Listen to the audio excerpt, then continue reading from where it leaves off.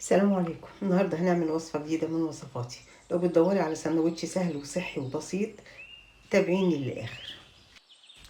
نبدأ على بركة الله ونشوف عملنا السندوتش الجميل ده ازاي. هنعمل سندوتش بسيط جدا وسهل، مفهوش أي حاجة، مكوناته كلها من البيت. هقطع الطماطم شرايح،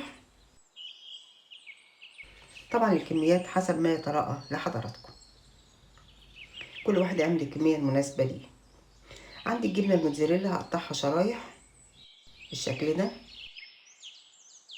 وادي العيش، ده نوع العيش اللي انا استخدمته، في امكانكم تستخدموا اي عيش توست عندكم، وتنفع برضو بالعيش العادي.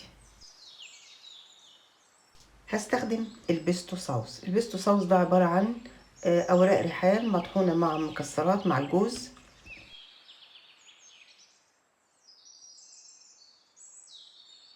ومع الثوم وزيت الزيتون، وفيها برضو قطع من الجبنة الصفراء القديمة.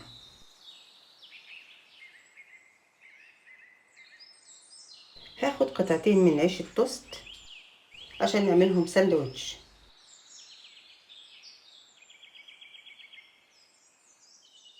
هدهن التوست اللي عندي بالبيستو صوص، وهحط شرايح الجبنة الموتزاريلا وشرايح الطماطم. ساندوتش تحفة.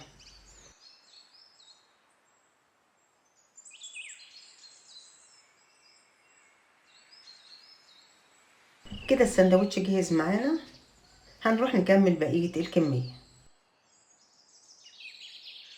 كده خلصنا كل السندوتشات. انا عايزة الساندوتش ده طعمه يبقى مقرمش كده وحلو، هنحطه في التوستي بتاعت العيش. احط ورقة زبدة واحط ما بينهم السندوتشات.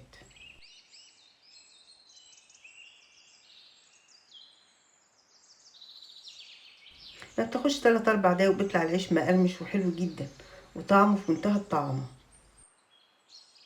ادي الساندوتش بتاعنا بعد ما حمرناه في التوست، طالع مقرمش وريحته حلوة وطعمه حلو. هقسم الواحد 2 وهقدمه في طبق التقديم. هقدمه مع شيري طماطم. ما عندكيش شيري طماطم، شرايح طماطم وخيار. عندكيش خيار حطي خس، المتوفر عندك اعمليه. انا قدمته مع شيري طماطم ومع خس. وده شكل الساندوتش بتاعنا. اتمنى ان يعجبكم وينول رضاكم. لو عجبكم الفيديو لايك وشير، والى اللقاء في وصفات اخرى قادمه. سلام عليكم.